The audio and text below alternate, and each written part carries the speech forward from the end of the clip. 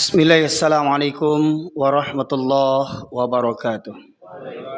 Alhamdulillah nahmaduhu wa nasta'inuhu wa nastaghfiruh wa na'udzu billahi min syururi anfusina wa min sayyiati a'malina. May yahdihillahu fala mudilla lahu wa may yudlilhu fala hadiyalah.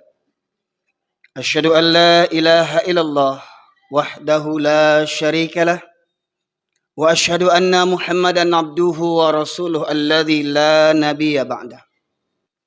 Allahumma salli wa sallim ala nabiyyina Muhammad wa ala alihi wa sahbihi ajma'in.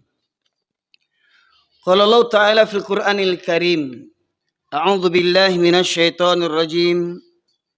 Ya ayyuhan nasu taqu rabbakumul ladzi khalaqakum min nafsin wahidah.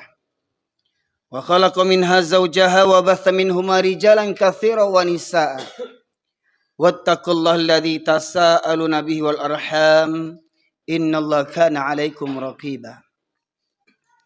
Wa qala ya ayyuhalladzina amanu taqullaha haqqa tuqatih wa la tamutunna illa wa antum muslimun. Amma ba'du ma'asyiral muslimin, usikum wa iyaya bitaqwallah faqad fazal muttaqun. Kama qala Allah Ta'ala, inna akramakum indallahi atqakum. Ma'asyiral muslimin, jamaah Jumat rahimakumullah. Bersyukur kita kehadirat Allah Subhanahu wa taala karena sampai detik ini Allah masih melimpahkan berbagai nikmatnya kepada kita sekalian, terutama nikmat iman dan Islam, nikmat kesehatan dan kesempatan, hingga dari sekian banyak hamba Allah yang mengaku beriman. Dari sekian banyak hamba Allah yang mengaku beriman, Allah pilih kita di antara mereka yang meringankan langkah kakinya, menghadirkan ruh dan jasadnya, menyahut seruan Allah Subhanahu wa taala untuk menghidupkan hati demi meraih kebahagiaan dunia dan di akhirat. Salawat dan salam kita aturkan kepada junjungan kita Nabi besar Muhammad sallallahu alaihi wasallam, yang dengan diutusnya beliau menjadi rahmat bagi seluruh sekalian alam. Masyarakat muslimin, tema khutbah Jumat kita pada kesempatan kali ini membahas seputar wabah virus penyakit al-wahan yang merebak di tengah-tengah kaum muslimin. Dulu beberapa tahun yang lalu kita diguncangkan dengan wabah virus corona, hingga akhirnya masjid-masjid ditutup, bahkan pelaksanaan ibadah haji dan umroh pun ditiadakan. Begitu takutnya manusia menghadapi kematian. Namun anehnya, di masjid orang berjarak bermeter-meter, tetapi di pasar mereka tidak ada batasnya. Masyarakat muslimin rahmati oleh Allah, bagaimanapun kematian akan datang kepada kita, kena corona ataupun tidak. Namun kita melihat ketika corona terjadi, sungguh miris kita melihat orang-orang yang mati dikarenakan, mati dikarenakan, ya, hingga akhirnya mereka tidak diselenggarakan sebagaimana fardu kifayah yang semestinya. Tidak dapat keluarga melepas kepergian saat sakaratul maut, tidak dapat keluarga mungkin mencium dengan kasih sayang terakhir kalinya, tidak dapat keluarga memandikan, mengafankan, menyolatkan, bahkan menguburkan. Itu merupakan suatu kedahsyatan bagi kita. Namun ternyata ada yang lebih dahsyat daripada itu. Dan corona itu tidak seberapa masyarakat muslimin. Kalaupun kita mati mungkin karena corona, tetapi apabila iman ada dalam hati kita, maka tidak perlu kita khawatirkan. Mati karena corona kah? Mati karena hancur ditembak bom kah? Mati berserakankah tubuh kita, isi perut kita? Itu tidak akan mengapa bagi orang yang beriman. Itu sangat kecil apabila iman, tauhid masih bersemayam dalam kolbu kita. Karena Rasulullah pernah bersabda, fa innallaha harrama 'alan nar man qala la ilaha illallah yabtaghi bidzalika wajhallah. Sesungguhnya Allah mengharamkan untuk neraka bagi siapa saja yang mengucapkan la ilaha illallah ikhlas dari hatinya, dan dengan ucapan itu dia hanya mengharapkan ridha Allah semata. Bagaimanapun kematiannya, asalkan hakikat la ilaha illallah terpatri dalam jiwanya, maka sungguh Allah haramkan untuknya neraka. Sedetik pun tidak akan dijamah oleh neraka. Pertanyaannya, masyarakat muslimin, adakah kita benar mengucapkan kalimat la ilaha illallah, tidak ada ilah Tuhan selain daripada Allah? Benarkah kita memilih Islam sebagai agama yang terbaik satu-satunya? Innad dina indallahil Islam. Sesungguhnya agama yang diterima oleh Allah hanyalah agama Islam. Benarkah kita mengucapkan ikrar raditu billahi rabba wa bil islami dina wa bi Muhammadin nabiyya wa rasula? Aku redha Allah sebagai Rabbku, Islam sebagai agamaku, Muhammad sebagai nabi dan Rasulullah. Maka daripada itu, masyarakat muslimin, dalam kesempatan kali ini saya sampaikan hadis Rasulullah SAW dari riwayat Thauban radhiyallahu anhu, di mana Rasulullah SAW bersabda, yushikul umamu an tada'a alaikum kama tada'al akalatu ila qas'atiha. Faqala qail wa min qillatin nahnu yawma idzin, qala bal antum katsir walakinnakum gutha'un ka gutha'is sail. Wala yanza'anna Allah min suduri aduikum mahabbata minkum wala yaqdhifanna Allah fi qulubikumul wahn. Faqala qail wa mal wahn ya Rasulullah? Hubbud dunya wa karahiyatul maut. Rawahu Abu Daud wa Imam Ahmad. Dalam riwayat ini Rasulullah bersabda, akan datang suatu zaman nanti kalian umat Islam akan diperebutkan seperti mana orang-orang lapar memperebutkan makanan. Makna yang tersirat di balik yang tersurat, diperebutkan seperti mana orang-orang lapar memperebutkan makanan, maknanya adalah mereka, kalian umat Islam, akan diperangi oleh kalangan orang-orang yang membenci Islam, dari kalangan orang-orang kafir, orang-orang musyrik, dan orang-orang munafik. Seperti mana dalam kalimat takbir yang kita kumandangkan, walau karihal kafirun, walau karihal musyrikun, walau karihal munafikun. Sesungguhnya orang kafir, orang musyrik, bahkan orang munafik. Siapa orang munafik ini? Penampilannya Islam, KTP-nya Islam, tetapi hatinya busuk, lebih busuk daripada orang-orang kafir. Berada dalam barisan kita, berada dalam saf kita, penampilannya sama dengan kita, janggutnya panjang, jubahnya labuh, jidatnya hitam, tetapi mentalnya mental munafik, masyaallah muslimin. Sidang jamaah Jumat rahimakumullah. Dalam hadis ini Rasulullah menegaskan, akan datang nanti masanya kalian umat Islam akan diperangi seperti mana orang-orang lapar memperebutkan makanan, hingga Islam itu hancur berserakan menjadi serpihan-serpihan kecil. Lantas ada sahabat yang bertanya, apakah ketika itu jumlah umat Islam minoritas ya Rasulullah? Apakah ketika itu umat Islam jumlahnya sedikit? Bahkan kata Rasulullah, ketika itu kalian jumlahnya banyak, kalian jumlahnya mayoritas di negeri itu, tapi banyaknya kalian seperti buih di atas air. Nampaknya banyak, jumlahnya banyak, kuantitasnya banyak, tapi tak berkualitas, tak bermutu. Hanya bangga dengan mayoritas. Oh, kami umat yang mayoritas. Presiden kami Islam, wakil presiden kami Islam, menteri-menteri kami Islam, tentara-tentara banyak Islam, polisi banyak Islam, pemerintahan dipimpin oleh orang-orang Islam. Tapi pada hakikatnya mereka benci kepada Islam. Itulah orang-orang munafik, masyaallah muslimin. Negeri yang mayoritas muslim terbesar di dunia tapi bermental munafik. Jumlahnya banyak, tapi tak berkutik, di otak-atik oleh orang-orang kafir dan orang-orang munafik. Jumlahnya banyak, tapi tak berkutik, di otak-atik oleh orang-orang kafir dan orang-orang munafik.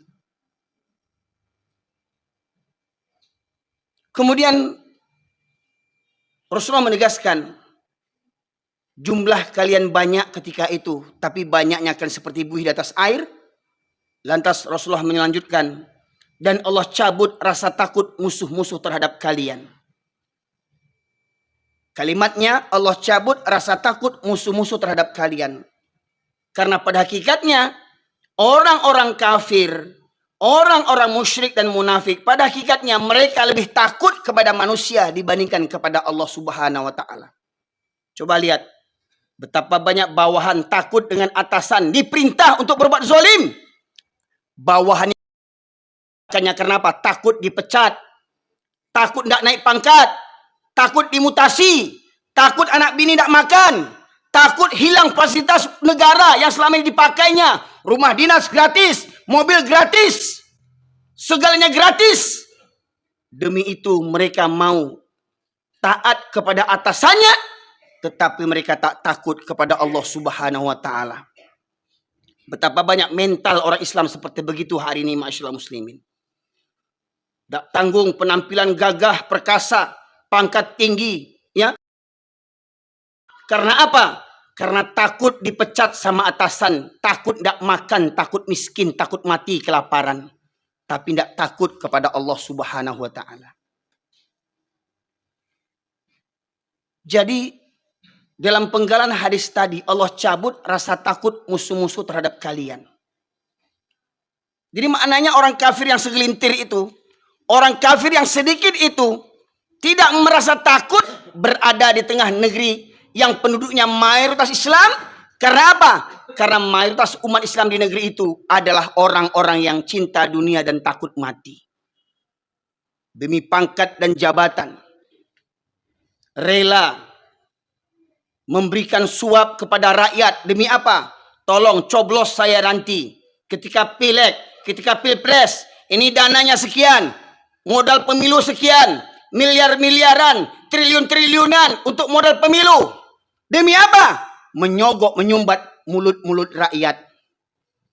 Dan kalaupun mereka terpilih jadi presiden, terpilih jadi menteri, terpilih jadi gubernur, nggak usah kaget, masyarakat muslimin yang dirahmati Allah. Allah menegaskan, falamma nasu ma dzukiru bih fatahna alaihim abwaaba kulli syai' hatta idza farihu bima utu akhadnahum baghtatan wa hum mublisun. Surat Al-An'am ayat 44. Dan ketika seseorang itu mendurhakai ayat-ayat Allah, ketika mereka mendustakan ayat-ayat Allah, tidak takut, tidak tahu mana yang halal, mana yang haram jadi halal, yang halal jadi haram, takut kepada manusia dibandingkan takut kepada Allah. Orang yang begini kata Allah, maka akan kami bukakan pintu-pintu kesenangan. Jadi nggak usah heran. Kalau ada orang zolim jadi pejabat, orang zolim jadi presiden, orang zolim jadi gubernur, jadi wali kota, jadi tentara, jadi polisi, koruptor, agen narkoba, membunuh nyawa orang tanpa merasa berdosa, tidak perlu takut, masyarakat muslimin. Allah naikkan pangkat. Kau naik pangkat, kau terpilih jadi presiden, jadi gubernur, jadi DPR. Karena apa? Karena kezolimanmu. Allah berikan semua kesenangan-kesenangan. Hingga ketika kau merasa bangga dengan kezolimanmu, hingga kau merasa bangga dengan kekuasaanmu seperti kekuasaan Fir'aun, kau buat undang-undang untuk melegalkan kezolimanmu. Maka Allah katakan, Allah bukakan semua pintu-pintu kesenangan. Kau terpilih jadi presiden kesekian kalinya. Kau terpilih jadi anggota dewan. Kau naik pangkat, dapat penghargaan. Tetapi kau fitnah orang-orang Islam. Kau fitnah orang-orang Islam. Kau fitnah para ulama, kau penjarakan para ulama yang jujur. Hingga tinggal ulama-ulama penjilat. Maka ketahuilah, Allah bukakan pintu-pintu kesenangan. Ketika kau berbangga dengan kezolimanmu itu. Ketika kau berbangga dengan jabatan yang kau dapatkan dengan cara yang zolim. Maka kata Allah, maka akan kucabut nikmat itu secara tiba-tiba. Hingga engkau terdiam berputus asa. Pertanyaannya, masihkah orang Islam di negeri yang mayoritas ini beriman kepada Allah Subhanahu wa taala? Masihkah mereka beriman ada hari perhitungan? Masihkah mereka beriman ada hari pengadilan yang maha adil? Tidak seperti pengadilan di dunia ini, hukum bisa dibeli, jaksa, pengacara, hakim Penegak hukum, mereka yang melanggar hukum. Masyaallah muslimin, seakan-akan mereka merasa dunia inilah selama-lamanya hidup di dunia. Dan seakan-akan mereka tidak percaya ada hari pengadilan. Ada raja di atas raja, ada penguasa di atas segala penguasa. Allah Subhanahu wa taala yang Maha Adil. Cepat atau lambat orang-orang zalim ini akan dimusnahkan oleh Allah Subhanahu wa taala. Tidak di dunia, pasti di akhirat. Kemudian masyarakat muslimin yang dirahmati Allah, berkaitan tentang penggalan hadis tadi yang berbunyi Allah cabut rasa takut musuh-musuh terhadap kalian. Terungkap kemakar daripada orang-orang kafir. Disampaikan oleh Dr. Jazri, seorang ketua DKM Masjid Jogokarian, yang juga dipetik daripada buku misteri Salat Subuh yang ditulis oleh Dr. Ragib Asirjani, seorang ulama dan cendekiawan muslim di Mesir. Terungkap perkataan seorang tokoh Yahudi bernama Goldamir. Apa kata mereka? Apa katanya? Kita orang kafir Yahudi tidak perlu takut kepada umat Islam. Selagi umat Islam masjidnya di waktu subuh tidak seramai seperti waktu sholat Jumat. Selagi masjid-masjid umat Islam di waktu subuh tidak seramai seperti waktu sholat Jumat. Jadi mereka mengukur kekuatan umat Islam itu diukur daripada kekuatan dengan keadaan jamaah sholat subuh. Mereka mengukur kekuatan umat Islam dari kehadiran kaum muslimin waktu sholat subuh. Karena pada hakikatnya mereka pun beriman akan hadis yang sampaikan Rasulullah. Dua sholat yang berat bagi orang munafik adalah sholat isya dan subuh berjamaah. Kalau sholat Jumat laki-laki bisa hadir. Penjudi datang hari ini. Pecandu chip datang hari ini. Orang zolim koruptor datang hari ini. Sholat Jumat di mana-mana masjid mereka datang hari Jumat. Namun mereka berat datang sholat subuh berjamaah rutin, secara rutin. Karena kata Rasulullah, dua sholat yang berat bagi orang munafik adalah sholat isya dan subuh berjamaah. Sebagaimana kata Buya Hamka, kalau kau ingin melihat orang Islam, lihat waktu sholat hari raya. Laki-laki perempuan pendosa keluar semuanya. Kalau kau ingin melihat laki-laki muslim, lihat hari Jumat. Maka datang, yang sholat seminggu sekali datang ke masjid. Ya, yang masih ngobrol di luar, merokok-merokok, main handphone, duduk di parkiran, otak tak punya. Islam 7 keturunan tak mengerti juga lagi, masuk kau ke masjid. Karena ketika khotib sudah naik mimbar, malaikat yang menjaga pintu masjid mencatat para yang hadir. Malaikat menutup bukunya dan duduk mendengarkan khutbah. Ini masih banyak di masjid-masjid kita saksikan. Sambil merokok, duduk di parkiran, main handphone. Orang khutbah sudah dijalankan. Pertanyaannya, lah baru lama masuk Islam. Batosat karihna kaji. Lunak kaji itu untuk orang yang baru masuk Islam. Ya, belunak-lunak kaji. Ini udah Islam 7 keturunan tidak mengerti juga lagi. Di mana otakmu? Maka kata Allah, afala ta'qilun? Afala tafakkarun? Apakah kamu tidak menggunakan akalmu? Apakah kamu tidak berpikir? Suka berlambat-lambat datang ke masjid hari Jumat.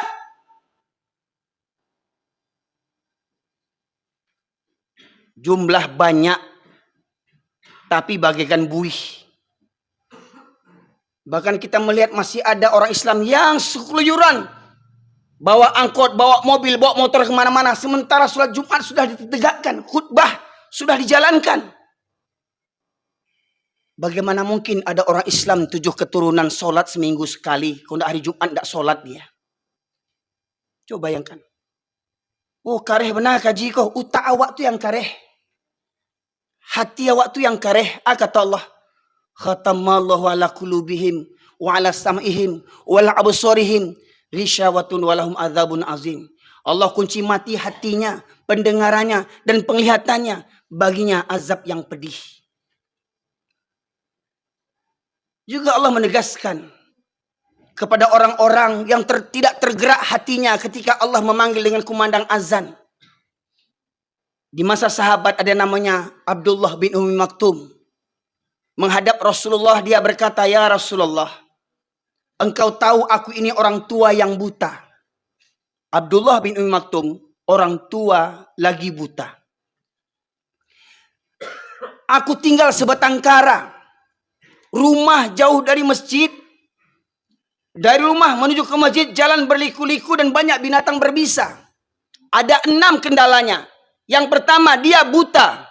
Yang kedua, tua. Yang ketiga, tinggal sebatang kara. Yang keempat, rumah jauh dari masjid. Yang kelima, jalan berliku-liku. Yang keenam, banyak binatang berbisa di perjalanan." Meminta menghadap kepada Rasulullah, "Ya Rasulullah, bolehkah aku sholat di rumahku?" Apa kata Rasulullah? "Apakah engkau mendengar seruan azan?" "Dengar ya Rasulullah." "Maka tidak ada keringanan bagimu untuk sholat di rumahmu." Orang tua buta tak dapat keringanan sholat di rumah. Pertanyaannya, orang yang masih muda, mata sehat, rumah dekat, kendaraan banyak, anak banyak, menantu banyak, cucu banyak, kemenakan banyak, rumah bertetangga dengan masjid, berkumandang azan, tak berangkat ke masjid. Apamu yang buta? Apamu yang buta? Subuh tadi, kemana para laki-laki kaum muslimin? Subuh tadi, berapa banyak yang hadir ke masjid? Masyaallah muslimin, subuh tadi, berapa banyak yang hadir ke masjid? Maka masyaallah muslimin yang dirahmati oleh Allah, kebodohan ini, kebodohan kaum mayoritas yang berbangga dengan jumlahnya banyak tapi mentalnya mental kerupuk. Jumlah mayoritas tapi mental minoritas. Jumlah mayoritas tetapi diatur oleh orang kafir yang minoritas. Diatur oleh orang kafir yang punya modal untuk kekuasaan. Demi pangkat dan jabatan, demi anak dan istri. Takut mati kelaparan, akhirnya apa? Menggadaikan iman dan akidah. Maka Rasulullah menegaskan, kalau seandainya mereka mengetahui keutamaan 2 sholat tadi, Isya dan subuh berjamaah, niscaya mereka akan mendatanginya walaupun dengan merangkak. Betapa banyak orang bisa berangkat pagi-pagi, subuh-subuh untuk ke kantor. Berapa banyak orang bisa pagi-pagi datang ke bandara, takut terlambat naik pesawat. Berapa banyak anak buah datang dipanggil oleh majikannya, oleh atasannya. Siap walaupun jam berapapun, siap dipanggil oleh atasannya. Tetapi ketika Allah memanggil, mereka basi pakak, basi turiak, basi mada. Maka renungkan firman Allah dalam khutbah Jumat ini. Surat Al-A'raf ayat 179 yang sengaja di mana-mana saya sampaikan. Menggambarkan tentang kehinaan orang-orang Islam yang mengabaikan Al-Quran. Surat Al-A'raf ayat 179 Allah berfirman, "A'udzubillahi minasyaitonirrajim. Walaqad dzara'na li jahannama katsiran minal jinni wal ins. Lahum qulubun la yafqahuna biha. Walahum a'yunun la yubsiruna biha. Walahum adhanun la yasma'una biha. Ulaika kal an'am bal hum adall. Ulaika humul ghafilun."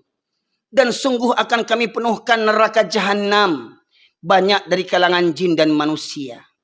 Mereka yang memiliki hati tetapi tidak digunakan untuk merenungkan ayat-ayat Allah. Mereka memiliki hati, tidak ada rasa takut kepada Allah. Mereka memiliki hati, tak ada rasa tunduk patuh kepada Allah. Mereka memiliki hati, tak ada rasa cinta kepada Allah. Walahum a'yunun la yubsiruna biha. Mereka punya mata, tidak melihat pelajaran dari ayat-ayat kebesaran Allah. Gempa terjadi, tsunami terjadi, galodoh terjadi, longsor, banjir, berbagai macam musibah terjadi. Tidak juga menggerakkan hatinya untuk tunduk patuh kepada Allah Subhanahu wa ta'ala. Tak mau mengambil pelajaran, tak mau mengambil hikmah, iktibar dari semua peristiwa kejadian alam. Walahum adhanul la yasma'una biha. Mereka yang punya telinga tetapi tidak digunakan untuk mendengarkan ayat-ayat Allah. Ada yang datang hari Jumat tetapi hatinya entah di mana-mana. Ada yang datang mendengarkan khutbah, tapi dia sibuk ngobrol di mana-mana. Ada yang tiduran, ada yang ngantuan, cuman pindah tidur, cari tempat yang bisa bersandar, tempat yang nyaman, cuman pindah tidur. Bangun-bangun orang sudah sholat. Ada yang punya telinga, masuk telinga kanan, keluar lagi dari kanan, tak tembus ke telinga kirinya. Tak berfungsi, tak bermanfaat kajian yang keras seperti begini. Karena apa? Karena hatinya lebih keras daripada kajian yang disampaikan, masyaallah muslimin. Saya ambil kesimpulan tadi. Punya hati, tidak ada takut kepada Allah. Punya mata, tak melihat bagaimana kemurkaan Allah. Punya telinga, tak bergeming hatinya ketika dipanggil Allah. Apa kata Allah di ujung ayat? Ulaika kal an'am. Mereka seperti binatang ternak, bahkan lebih sesat, lebih hina daripada binatang lagi.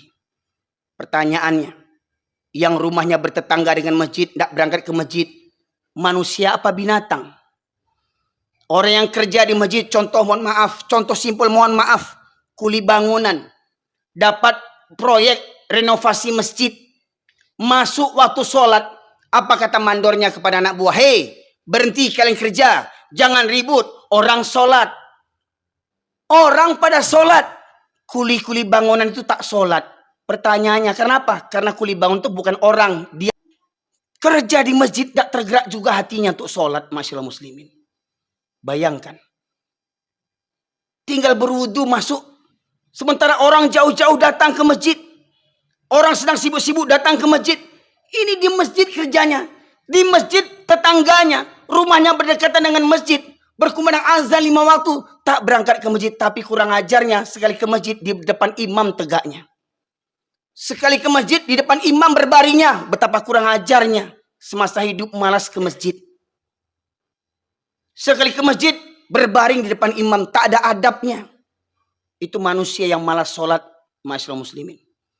Maka orang yang tak peduli dengan keutamaan sholat berjamaah, orang yang tak tergerak hatinya dipanggil untuk sholat berjamaah 5 waktu. Ingat, bukan kata saya, firman Allah surat Al-A'raf 179. Mereka seperti binatang, bahkan lebih sesat, lebih hina daripada binatang lagi. Fa'tabiru ya ulil albab la'allakum turhamun.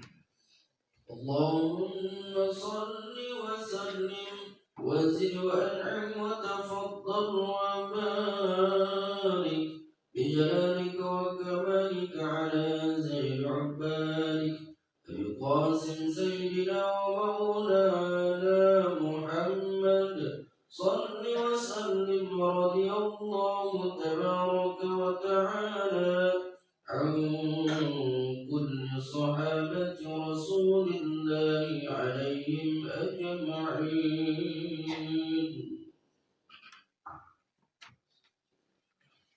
Alhamdulillah, nahmaduhu wa nasta'inuhu wa nastaghfiruh wa na'udzu billahi min syururi anfusina wa min sayyiati a'malina. Man yahdihillahu fala mudilla lahu wa ma yudlilhu fala hadiyalah. Asyhadu an la ilaha illallah wahdahu la syarika lah wa asyhadu anna Muhammadan abduhu wa rasuluhu alladzi la nabiyya ba'dah. Allahumma salli wa sallim ala nabiyyina Muhammad wa ala alihi wa sahbihi ajma'in. Masyaallah muslimin sidang jemaah Jumat rahimakumullah. Dalam khutbah Jumat yang kedua ini saya sampaikan perkara-perkara yang menjadi Tuhan bagi manusia. Ada orang yang bisa mengucapkan la ilaha illallah berpuluh kali, beratus kali, beribu kali, bahkan berjuta kali. Tetapi di luar kalimat itu mereka masih bertuhankan kepada selain Allah. Di antaranya Allah sebutkan dalam surat At-Taubah, surat yang ke-9 ayat 24, Allah berfirman, A'udzubillahi minasyaitonirrajim. Qul in kana aba'ukum wa abna'ukum wa ikhwanukum wa azwajukum wa ashiratukum wa amwalun iktaraftumuha wa tijaratan takhsawna kasadaha wa masakina tardawnaha ahabba ilaikum minallah wa rasulih wa jihadin fi sabilih fatarabbasu hatta ya'ti Allah bi amrih innallaha la yahdil qaumal fasikin. Katakanlah, jika bapak-bapakmu atau orang tuamu, anak-anakmu, saudara-saudara kakak beradikmu, istri-istrimu atau para suami, sanak familimu, harta kekayaan yang kamu cari, yang kamu kumpulkan, yang kamu bangga-banggakan, pekerjaan, sawah ladang, kedaimu, tokomu, pangkat dan jabatanmu, dan rumah tempat tinggalmu yang kamu cintai. 8 perkara ingat. Orang tua, anak, saudara, istri, sanak famili, harta, pekerjaan, rumah tempat tinggal yang kamu cintai. Ahabba ilaikum minallah wa rasulih wa jihadin fisabilih.